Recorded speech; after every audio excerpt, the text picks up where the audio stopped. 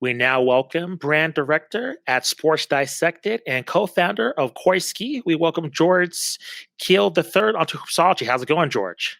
Oh, everything's going good. How about you? Doing pretty well. Thanks, George. Appreciate it. And then I really wanted this to have you on the show because I'm a huge fan of your content. Just great for any sports fan of really any sport. And the first question I got for you is just how do you come up with the concept of your YouTube channel to the Koiski and then just Sports Dissected, just touring these sports locker rooms? How did it all come about? Yeah, so first off, Coiski, you mentioned Coiski. Coiski is a sports-focused digital media production company. So we provide a lot of brand and content and digital marketing deliverables for various sports brands. So a lot of your, video production, white label production, facility photography, all of those services and more. We provide it to sports-centric brands and their business portfolio needs, their marketing efforts, and their online presence. Where Sports Dissected came about is Sports Dissected was built as a just to showcase our production capabilities, right? And so we started to build and storytell on YouTube in ways that we can showcase, what we can do and what we're capable of production wise. And it just kind of ballooned into its own thing, right? So it's a YouTube channel that kind of goes behind the scenes of sports and showcases different perspectives that most don't. And so that's pretty much how Sports Dissected came about. It's just showcasing what we do and how we think how well we can do it. And your YouTube channel, it profiles sports locker rooms, and I think it's just casual, just viewers out there that may not be special or seem unordinary, but in fact, it's very interesting in watching the content, very compelling. How did you come up with that angle specifically? And then, are there any kind of locker rooms that you've toured? You've been all over the country. Are there any ones that stand out to you? Yeah, so that series idea came about. My business partner and I, we worked at a footwear brand called nicekicks.com for about 8 years. And we were doing a lot with sports teams and their shoes and footwear and kind of showcasing, what they were wearing and what, the equipment guys were providing them. But through that, we noticed that the facilities are much more than the equipment room, right? And so, kind of when we started Coiski and Sports Dissected, we wanted to really showcase to the world what all is inside of these quote unquote castles built for these athletes. And so that's kind of the birth of that and how it started. And then as far as the locker rooms, I'm sorry, your second part of your question was what again? Which locker room just stands out to you? I Oh, mean, you've which been one through a stand out? bunch. Yeah. Yeah. Actually, where you are, Colorado, Okay. Colorado football. I thought that was one of my favorite ones because the locker room was like uh, composed of sandstone and limestone and all of these things that kind of represent the region in which the Colorado, Buffaloes are. And so I thought it was a very elegant locker room. Looked like a day spa inside of their facilities. And so that was a great one. And then South Carolina football, they had an awesome one. They had stuff, a lot of stuff for the players to do outside of playing basketball, right? Like recording booths and so many different games within the player lounge. And so yeah, it was those two kind of really stand out to me. And how much do you think that factors into a recruit picking that school? Is when the recruit comes for their campus visit, when they see that locker room, when they see, all the bells and whistles, is that a compelling factor to push them in one direction, or is it really it's a bonus, but the determining factor is how well they fit into that program?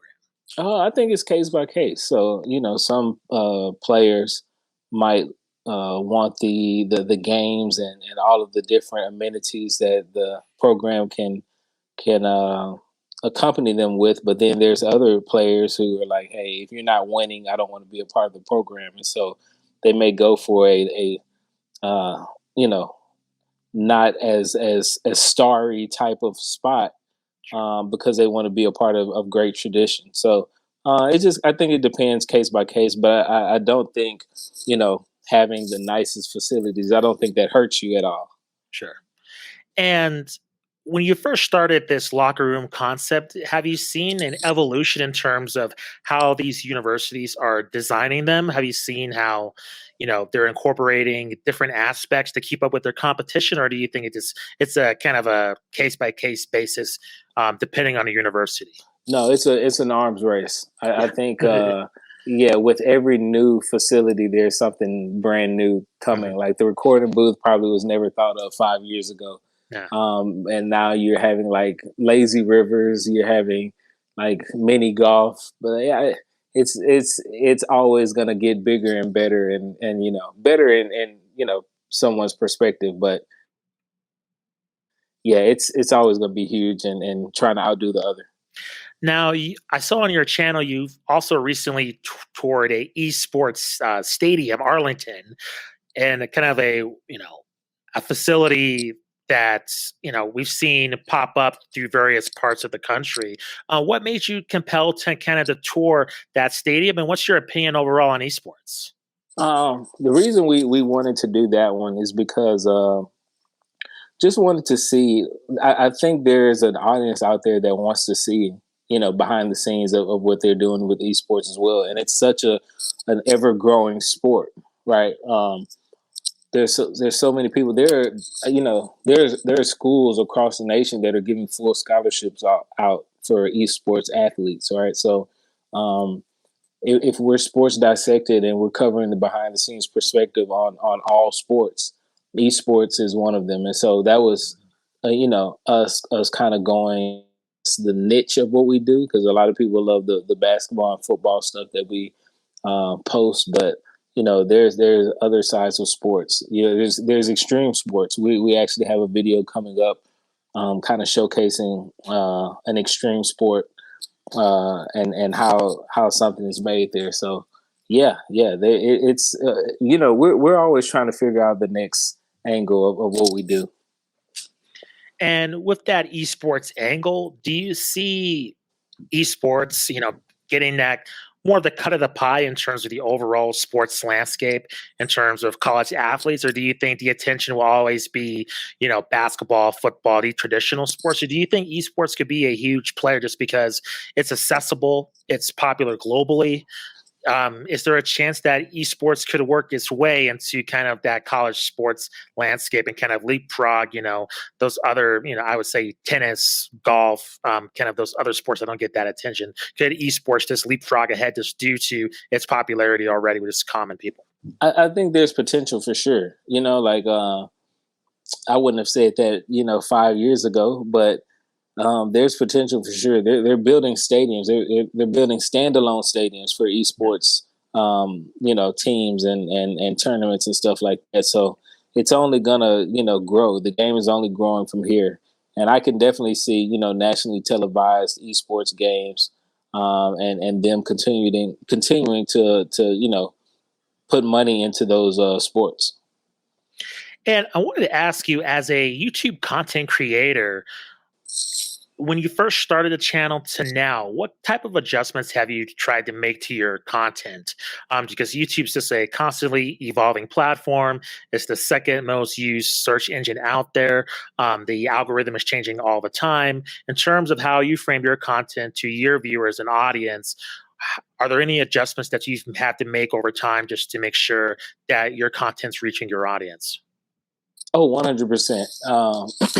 So we're now that we know what we're working with on the Sports Dissected channel, um, we're only looking to create even more series, even more concepts, to kind of showcase our production capabilities, but also to continue to build that behind the scenes sports culture, because I think there is a thirst for that type of content. And so we have tons of ideas outside of the locker room. When we also have the Sports Dissected, our namesake series, where it's kind of a how it's made concept on various aspects of sports. So we have those two, and just a few more that we're gonna, continue to release. But that, and then also timeliness is such a key point in YouTube, right? So posting things when they're being talked about within the world is definitely important. I wanted to shift gears and ask you about another series you have on your YouTube channel, and that's about sneakers.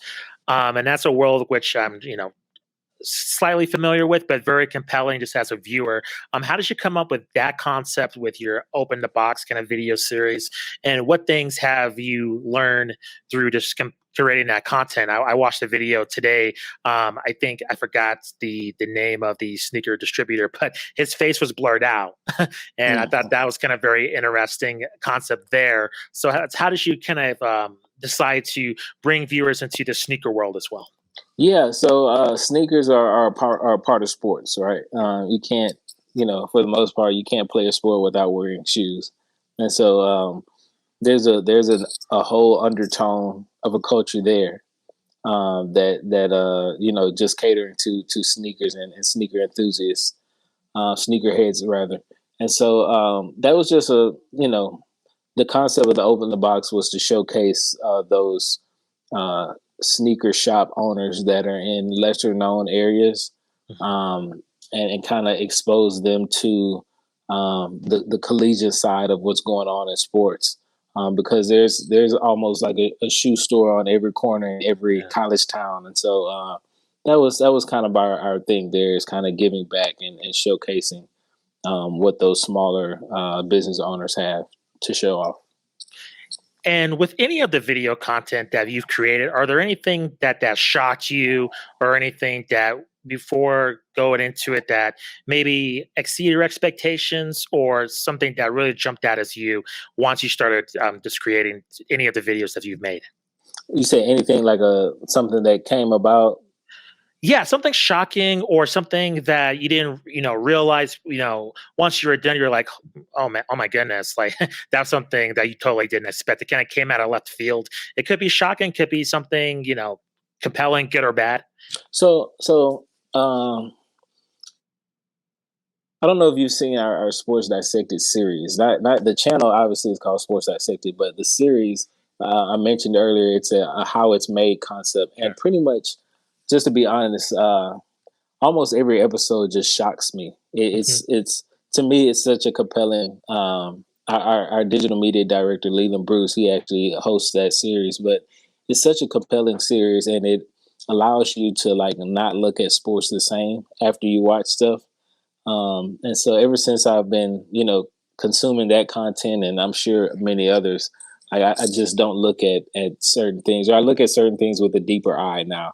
And so we've done, episodes on like how golf balls are made. We've done stuff on like you know, uh, how college football equipment managers kind of break into football using mud. And so these things are really compelling as far as you having that, what you just said, like just something that really just shocks me. If you watch that series, you'll be shocked at some of the things that happen behind the scenes in sports. And one of the things I like about your channel is the interviews you do with equipment managers. I think they're unsung heroes for the teams that they assist and help out. Can you kind of go over the relationship they have with the team in terms of the players and the coaches? For those that may not, they just think, hey, there's equipment managers, whatever, but they have a huge, massive role in terms of making sure that the team's ready to go every single time they hit the court or field. So can you kind of elaborate in terms of what role they have on the team? To me, they're the most underappreciated people in sports.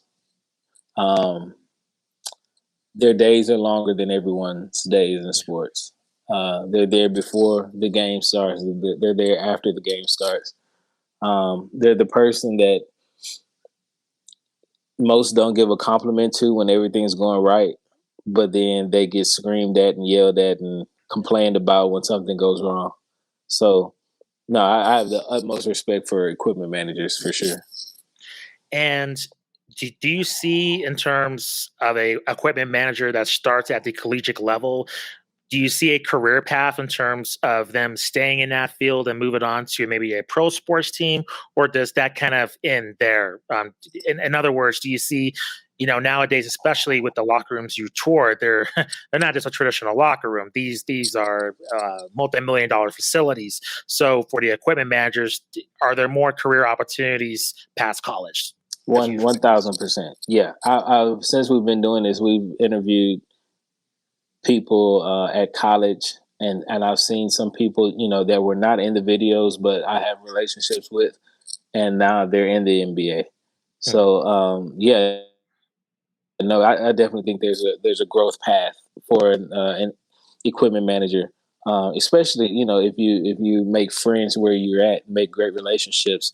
A lot of head coaches bounce all over the nation, and so when a head coach can really trust you, he'll take you with him, to the next level. So yeah, I definitely think that's a thing.